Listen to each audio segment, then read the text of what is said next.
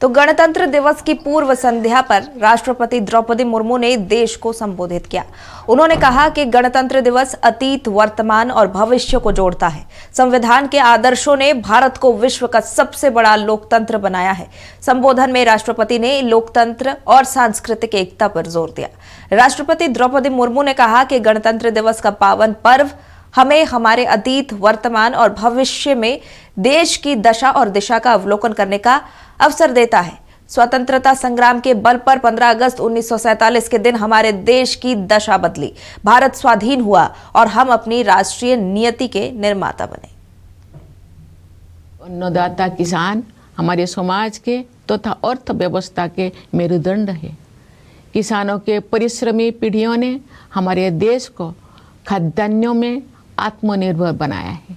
किसानों के परिश्रम के बल पर ही हम कृषि आधारित उत्पादों का निर्यात कर पा रहे हैं। अनेक किसानों में सफलता के अत्यंत प्रभावशाली उदाहरण प्रस्तुत किए हैं।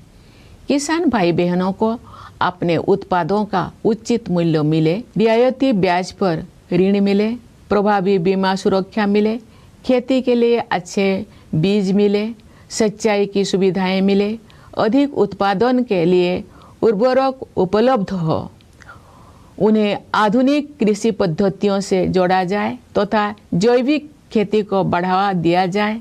इन सभी विषयों को प्राथमिकता दी जा रही है। पीएम किसान सम्मान निधि के द्वारा किसान भाई बहनों के योगदान को आदर दिया जा रहा है तथा उनके प्रयासों को संबल प्रदान किया जा रहा है। दशकों से गरीबी के साथ जूझ रहे करोड़ों देशवासियों को गरीबी की सीमा रेखा से ऊपर लाया गया है। साथ ही ऐसे प्रयास किए जा रहे हैं कि वे पुनः गरीबी से पीड़ित ना होने पाए।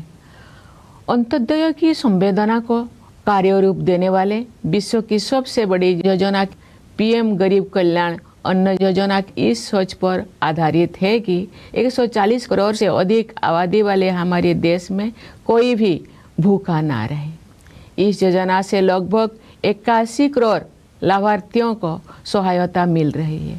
गरीब परिवारों के लिए बिजली, पानी तथा शौचालय की सुविधा से युक्त 4 करोड़ से अधिक पक्के घरों का निर्माण करके उन्हें गरिमापूर्ण जीवन जीने तथा आगे बढ़ने का आधार प्रदान किया गया है।